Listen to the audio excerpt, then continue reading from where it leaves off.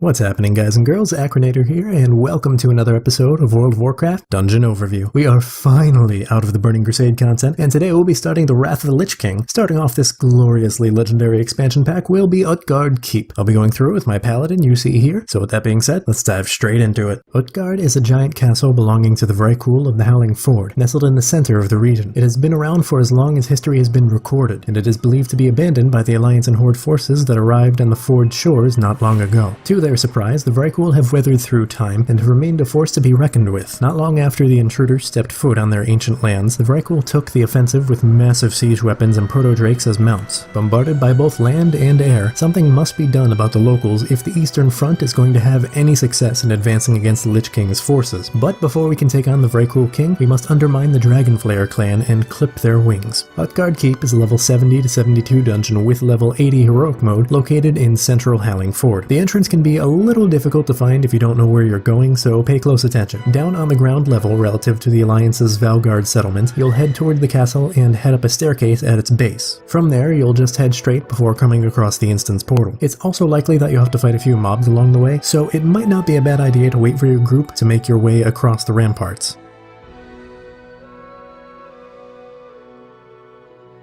Interested in the Vrykul's potential for destruction, the Lich King sent one of his Dark-Fallen princes, Keleseth, as an ambassador. Upon arrival, the prince found that the Vrykul were more than willing to assist the Scourge for the promise of power enough to rid their homeland of the invaders. As a result of their hospitality, Keleseth has taken advantage of the opportunity to set up the keep as a stronghold for the Scourge. Considering these invaders the Vrykul despise so greatly originally came to Northrend to defeat his master, the Dark-Fallen prince is more than happy to help kill them. Before the actual boss fight itself, you're going to come across this room here. Don't try to run through the flames. I don't care how badass it'll look because it'll hurt you, and your healer has more important things to worry about than some pyromaniac who forgot they aren't playing Borderlands. What you do here is look for the mobs called Dragonflayer Forge Master and kill them. Once dead, the walls of flame directly in front of you will drop, allowing safe passage. There are technically 3 Forge Masters, but you really only need to kill 2 to get to where you're going. Once you get to the boss room itself, you'll notice Keleseth pacing on the opposite side of a table with 4 trash mobs sitting at it. If you time the boss's movements correctly, you should be able to pull these mobs without grabbing the boss. Now onto the prince himself. He has 2 main abilities that you'll need to worry about. The first is that he'll periodically summon skeletons from the doorway directly to your right. They're pretty weak, so just AoE them down and you should be fine. The last bit is that Keleseth will trap a random player in a prison of ice that will stun said player for 20 seconds. This prison is breakable, so please do. Trust me when I say there's nothing more annoying than sitting there for a dozen or so seconds while your party kills the boss without you.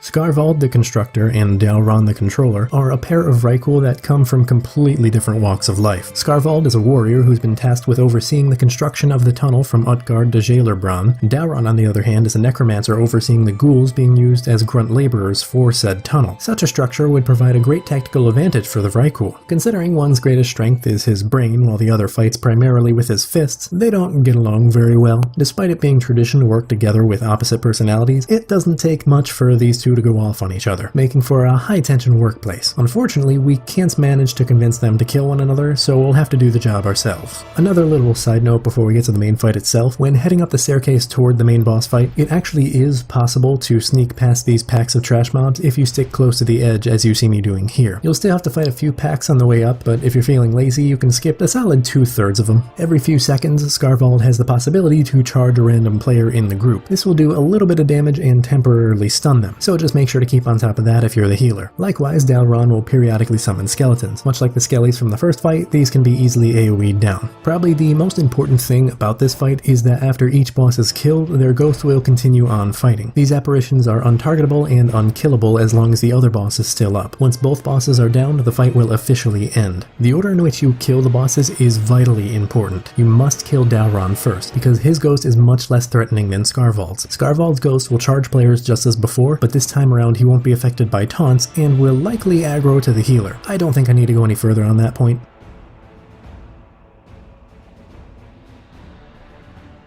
Ingvar is the commander in charge of the Dragon Riders among the Vrykul, and our primary target for the time being. This won't be an easy fight, however, since this warrior is renowned for his brute strength throughout the Ford. There are even rumors that he once bested the king in a brawl, and that his axe has dulled edges to increase the suffering of his foes. There's only one way to find out if the rumors are true, but it's not going to be pretty. Ingvar is answering directly to the Lich King now, meaning that he has a lot more riding on his success than ever before. Well, at least the view is great. There are two main phases to this fight. The first phase is relatively standard with some cleave abilities to worry about for the meleeers and an interrupt for casters. Meleeers besides the tank should stand behind the boss to avoid unnecessary damage, and casters should stop casting when they see the boss beginning to cast Staggering Roar. The second phase starts right after you kill the boss, and for this you'll need to hide behind the pillars placed around the balcony. A Valkyr will come down and resurrect Ingvar as an undead, giving him one last chance at revenge. Immediately after being resurrected, the boss will cast Dreadful Roar on all players in his line of sight. The roar interrupts spellcasting and increases shadow damage you take for 1 minute, and this effect does stack. Just like phase 1, the boss still has a cleave, so meleeers stand behind him again. He will also periodically throw a shadow axe at a random player's location, which will then perform a whirlwind attack for a couple seconds. This does cause shadow damage, so be especially careful if you got hit by the roar. This last little bit is just for the healer, and it's just cruel if we're being honest. The boss will cast Woe Strike on a random player, which will damage the healer for every heal the target receives. So what this means is that you should be healing yourself as well as the target of this ability, unless you were hit with this ability, in which case you lucked out. Well, I hope you all enjoyed this episode, and if you did, feel free to give it a thumbs up. If you want to see more like it, maybe even subscribe. Links for my social media and whatnot are in the description below. And as for the comment question, in the WoW wiki page for Utgard, it compared it to Hellfire Citadel. I want to know, do you like Hellfire Citadel or Utgard more? I'm sure you can figure out by now that I prefer Utgard, especially since I'm so fucking happy to be out of Outland. Anyways, that's all the time we've got for today, so until next time, don't die.